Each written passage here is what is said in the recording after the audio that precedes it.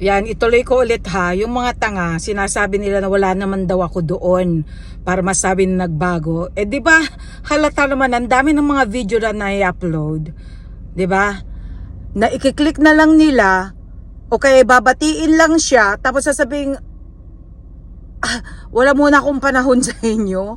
Oh my God, mamaya na yung papicture. Eh wala, bumati lang yung tao. Pagkatapos sasabihin, mamaya na lang busy ako.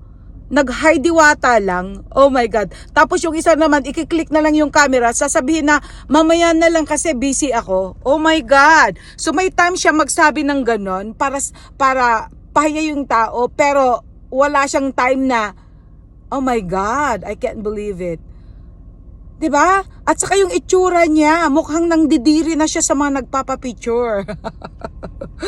Oh my God.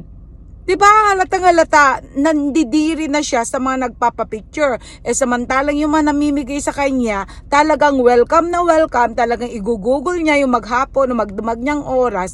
Pero yung mga tao na pupunta doon para sila ay pipila at para sila ay papatronize sa kanyang negosyo, baliwala na lang sila. Hindi niyo napansin yun? Tingnan niyo lahat. Tingnan niyo kasi. 'Di ba? Katulad sinabi ko, ako humahanga ako sa mga tao na talagang nagsumikap tapos talagang pinaghirapan nila ang pera nila. Pero siya, dahil nga sa puro bigay na lang ang binibigay sa kanya, paano pa ako hahanga niyan? 'Di ba? Okay lang sana 'yon. 'Di ba? Kung hindi ko nakikita na talagang tumaas na talaga yung ere niya at talagang lumaki na yung ulo niya. At sa tingin niya sa mga mga nagpapapicture, nakakadiri na sila. Hindi niya alam na lahat ng mga to pumupunta, nagpatronize, kaya nga siya yumayaman. Pati itong mga vloggers, nagpapatronize, kaya nga sila yumayaman. Pero pinapaya niya sila. 'Di ba? Ako naiinggit ako. Ba't ako mainggit? May trabaho ako, may mga trabaho ako. Malaking kita ko dito. 'Di ba? Kung tutuusin, 'di ba? Kung ikukumpara naman ako sa kanya, my God, hello? Ako mainggit? Oh my God, dapat nga kung ako yung tao talagang mainggit sa katawan, dapat si Rosmar na ang sisirain ko, pero hindi. Tingnan niyo yung tao, hanga ako dun sa tao dahil siya yung nagsumikap, nakita ko kung paano, pero ang tingin sa mga tao ay talagang hindi ganon, na hindi siya nandidiri. Kung tutuusan talaga, welcome na welcome sila magpa-picture sa kanya. Yun ang dapat hangaan na tao, 'di ba? Tumutulong siya, nakikita ko. Pero yung pagbigay niya ng almost halaga na ng 5 million sa isang diwata lang, na talagang antaas na ng ere. 'Di ba? Pasalamat nga siya, pinagbigyan pa siya. Pasalamat nga, napansin pa nga siya ng isang Rosmar.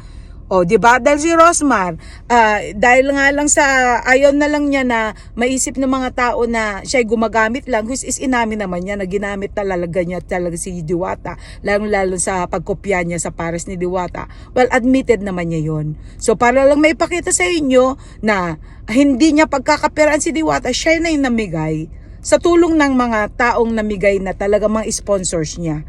Hindi lahat 'yun ay talagang galing sa bulsa niya.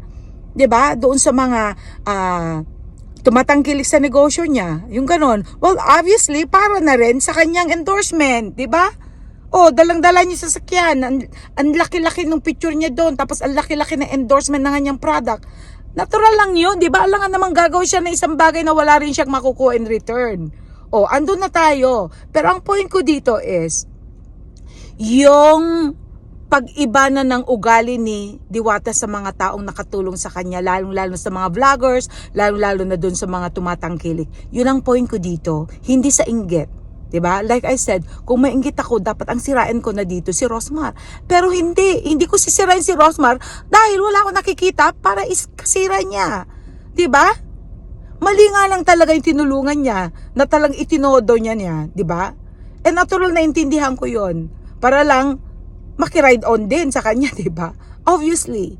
'Di ba? Very obvious 'yun, 'di ba? Pero hindi 'yun. Hindi 'yun ang pakay dito. 'Di ba? Kaya kung sino yung mga nakakaintindi, thank you sa mga nag-comment na naintindihan nila kung ano yung pakay ng comment ko. Pero doon sa mga nagsasabing nainggit, ba't ako mainggit? 'Di ba? Kung tutuusin, ba't ako mainggit? Sa paresan niya, sa nilalangaw na paresan niya, pagkatapos hindi pa well sanitized or whatever, First of all, wala pa talaga siyang lisensya. Secondly, wala pa talaga siyang inspected talaga na, sanitary inspected na business niya dahil wala pa talaga. So kung tutuusin, 'di ba?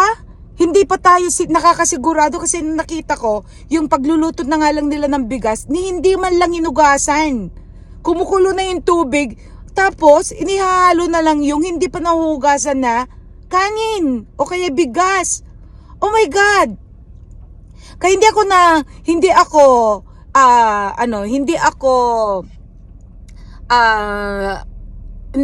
ko sinisisi yung mga tao nagsasabi na yung kanin niya ay talagang lasang inaambag na. Kasi nga naman, hindi man lang niya hinugasan, hindi man lang niya pinapahugasan doon sa mga tao niya. 'Di ba? Kung talagang well-inspected niya, well-supervised yung mga tao niya, dapat, yun yung mga intindihin niya, yung sanitation, yung health, 'di ba? Ng mga tao. Hindi yung inaasikaso niya yung pag akala mo na kung sino siya na hindi na siya maabot. Oh my God. Mas iyon ang iniintindi niya ngayon kung paano talaga barahin yung mga nagpapapicture. Hindi niyo ba nakita? Ang sa akin lang naman, it's my observation. Kahit wala ko dyan, it's my observation. At nakikita ko kung anong mali. Diba? Kung anong tama. Sinabi ko noon, diba? Nung una ko yung humahanga. Pero ngayon may mali na. So I will have to tell the truth. Real talk tayo, diba? Oh. Kayo kung hindi nyo maintindihan, nasa inyo na yun. Basta sa akin, yung page ko para lang sa mga intelihenteng tao. Yung mga nakakaintindi ko anong point ko. Doon sa mga nagsasabing hindi tama or whatever, well, you're not allowed in my Facebook. Kaya mas marami nga yung na-block kaysa yung mga nandoon na followers ko. Because I'm not after followers. I'm not after views. Kung ayaw nyo kung ano may pinopost ko, that's my right, di ba? Ngayon, kung talagang ayaw nyo, di ba? I'm not inviting you. You're not allowed. Di ba? Kaya, lahat ng mga hindi maganda yung mga ikinoment, blinak ko because I don't need you here. Para lang ito sa mga nakakaintindi kung ano yung mensahe ko. That's it.